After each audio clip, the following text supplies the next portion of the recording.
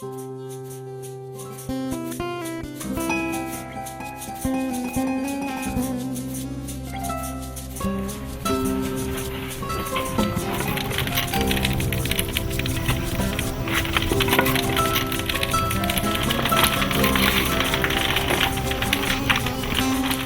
eu comecei, eu quis pôr o pé na cerâmica mesmo.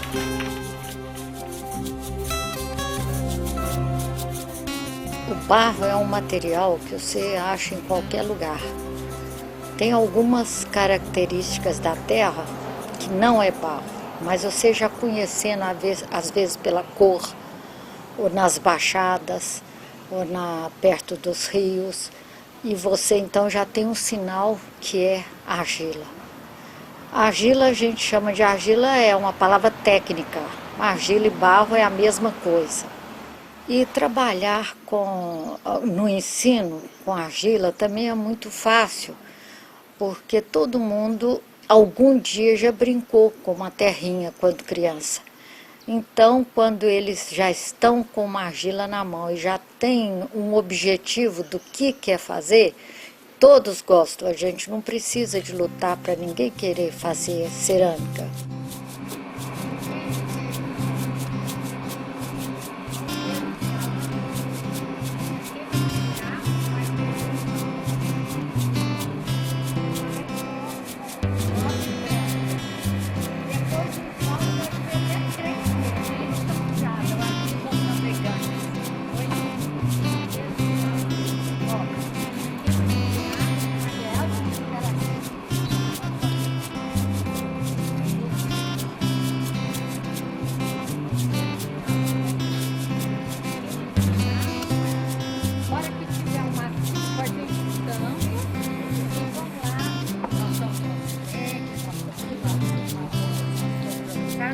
Mas essa marca da fruta faz parte do rastreio. Quero mais.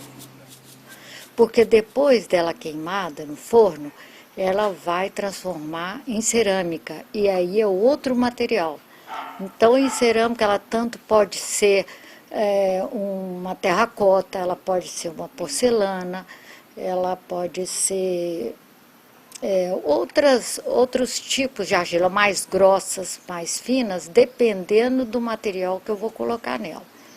E no forno, a mais de 500 graus, ela se transforma em cerâmica.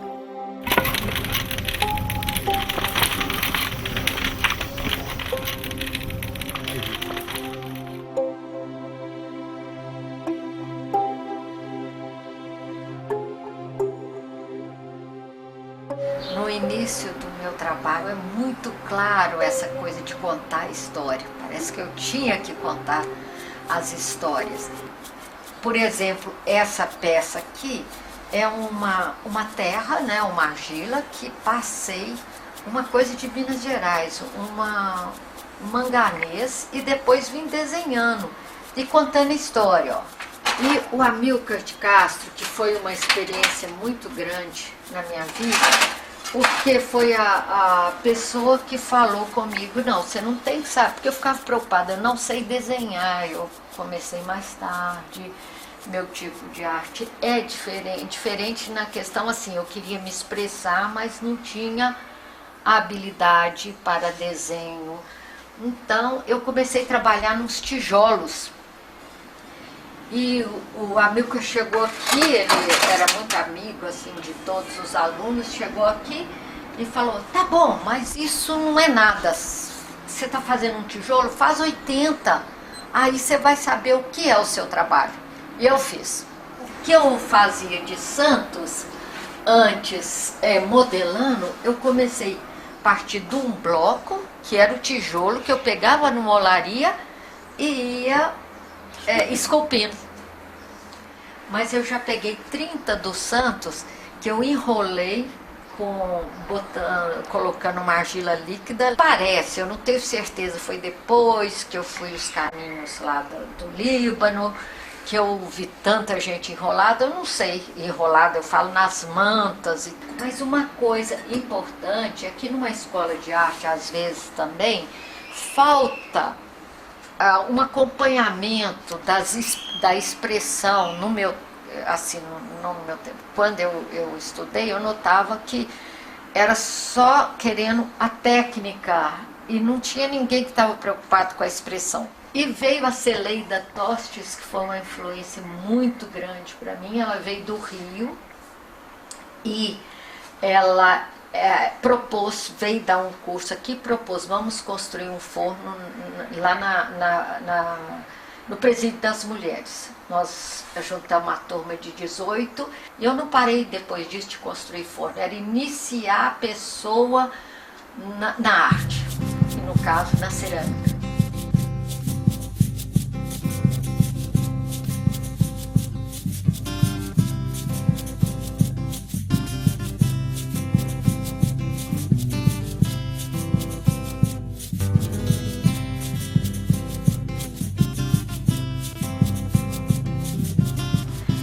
Então a Celeida foi uma pessoa importante para mim. E o Amilcar, na questão, quando ele fala o seguinte, quando eu falava, mas eu não sei desenhar, mas eu quero ser artista, eu tinha tomado bomba em 2 matérias lá na escola minha. Sempre era desenho, a transparência do desenho e tal. Então ele falou uma coisa que me segue muito, que é o seguinte, e eu passo também para os alunos, para quem eu trabalho. O ser original não é fazer nada diferente. O ser original está ligado às suas origens. Quando você vem nas suas origens e fala e expressa o que você está sentindo, aí é a verdadeira arte. Aí é ser original.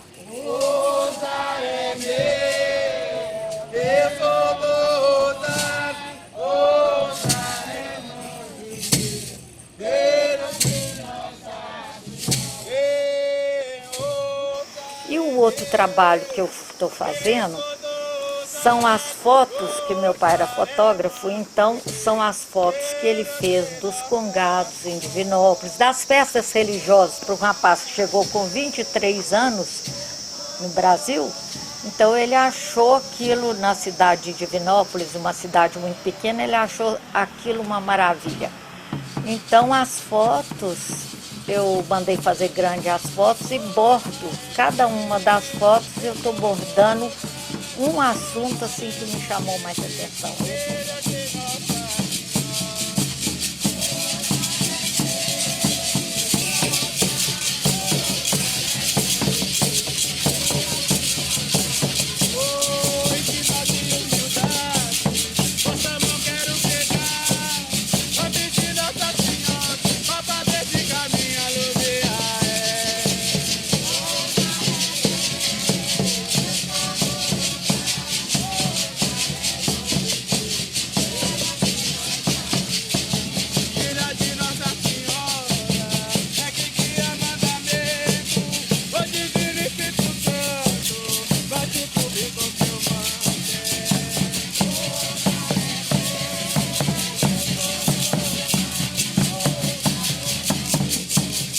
Quem na infância teve uma morte na família, no meu caso do pai, então você está sempre questionando, né, essa finitude. E nos potes eu desenhava sempre a morte, mas só como a figura da pessoa morta, ou das flores. Mas quando então acontece uma morte dentro da minha família, então, que foi a morte do meu marido, eu me achei muito perdida, eu não conseguia mais fazer nada. A vida parece que sumiu, porque eu pensava, vou desenhar a morte. Não, isso não é nada, a morte não é isso. Todo mundo pensa que a morte é isso, não é isso. A morte é finitude, a pessoa está aqui hoje, amanhã já acabou para sempre. A morte é uma saudade e uma coisa que tem fim. Então, eu comecei fazendo caixas, como se fossem caixas que seriam túmulos. E desses túmulos eu fui evoluindo para casas, aí vem uma série que seria casas de morar, depois casas para morrer, morada da vida, morada da morte. Eu tinha alguma dificuldade de aceitar isso. De aceitar mesmo esse meu trabalho.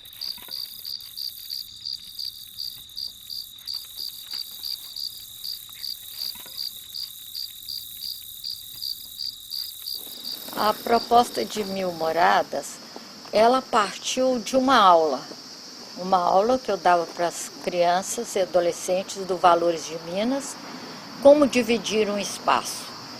E o espaço que eu interessei de dividir seria a casa, e a casa deles. E à medida que eu fui escutando as histórias que eles contavam sobre a casa deles, eu vi que, igual eu tenho muita coisa para contar, eles também têm muita coisa para contar. E eles depararam com um assunto que eles nunca tinham pensado. Quando um falava, eu não tenho casa, ou minha casa é assim, mas eu vou pôr um corredor a mais, eu vou pôr isso. Então eu vi que aquele projeto, que aquela ideia que ele tinha, ainda não era projeto, me satisfazia. Então, no outro ano, eu já não trabalhando lá, eu propus em algumas escolas públicas o desenvolvimento de um projeto em que as pessoas falassem da casa deles. E junto com as 1000 moradas em uma, tinha o som das crianças falando, ou os adolescentes, contando o caso, como que era a casa, os que não tinham água em casa, o dia que o pai pôs a torneira dentro de casa, a diferença que deu, o dia que a avó escorregou no chão encerado, porque não conhecia cera. E tem muitos casos, é muito bonita essa história. Mas era uma casa de roça, aquela onde a gente tinha a impressão que tudo era muito grande. Só que quando a gente é criança, né, tudo é muito grande mesmo. Os espaços eram grandes demais. E o banheiro dela era enorme. E o chão era aquele chão queimado, sabe? Eu sei, na casa da minha avó é assim. Então, com vermelhão. Tipo um quadrado assim, tem o teto, aí tipo assim, aí aqui tem tipo assim um negócio, a caixa. A gente sempre morou aqui na avó, né? Aí a gente casou, eles abandonaram o banheiro. Assim, eu tinha 10 anos.